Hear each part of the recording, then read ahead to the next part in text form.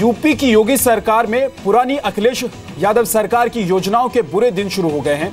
जो खबरें आ रही हैं उसके मुताबिक योगी सरकार समाजवादी स्मार्टफोन योजना, जनेश्वर मिश्र ग्राम योजना, लोहिया आसरा और आवास योजना को खत्म करने पर विचार कर रही है। समाजवादी स्मार्टफोन योजना पूरी तरह से लॉन्च नहीं हुई थी और इसके लिए सिर्फ रजिस्ट्रेशन ही शुरू हुआ था। जनेश्वर मिश्र ग्राम योजना 2012 में शुरू की गई थी और इस योजना में चुने गए गांव में सीमेंट की सड़कें, बिजली, सोलर लाइट, जल निकासी और पेयजल की व्यवस्था की जाती थी। लोहिया आसरा और आवास योजना के तहत गरीबों को घर के लिए आर्थिक सहायता दी जाती थी। जी मीडिया संवाददाता विशाल पांडे हमारे साथ जुड़ गए हैं। ये तमाम योजनाएं हैं विशाल, जिस पर काम अब आगे नहीं होगा, तो इसके अलावा क्या कुछ नई योजनाएं हैं, कुछ नया प्लान है योगी सरकार के पास?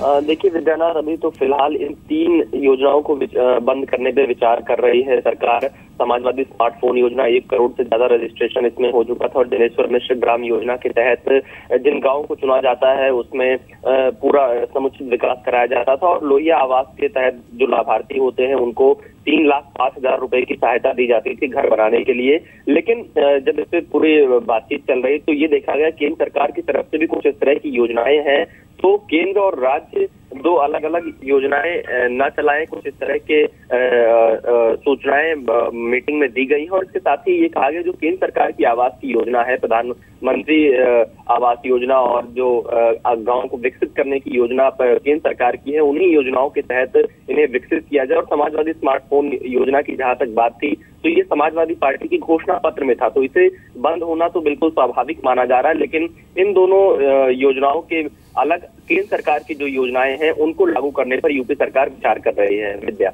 बहुत बहुत शुक्रिया इस पूरी जानकारी के लिए विशाल आपका।